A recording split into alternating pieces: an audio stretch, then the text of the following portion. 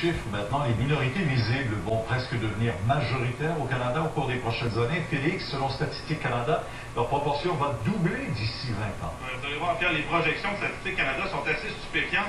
D'ici 2031, la population canadienne sera constituée à 31% de minorités visibles, et ce sont Toronto, Vancouver et Montréal qui ont la part du lion, si vous permettez l'expression. À Toronto, 63% de la population, et à Vancouver, 59% de la population seront des minorités visibles, si le terme s'applique encore, puisque comme vous l'avez dit, à cela on pourra parler de majorité. Et à Montréal, ce sont 31% de la population qui seront des minorités visibles. C'est le double, parce que présentement, on parle de 16%. À Québec et à Trois-Rivières, puisqu'on n'est pas proche des grandes agglomérations, les proportions demeurent très minimes, 5 et 4% versus 2% actuellement. Et donc, ce sont vraiment les grandes agglomérations qui vont accueillir toutes ces nouvelles personnes qui proviennent de minorités visibles.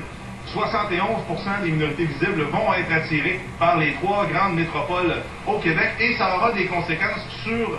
en fait, tout ça, c'est essentiellement une conséquence de la dénatalité de la population canadienne actuelle.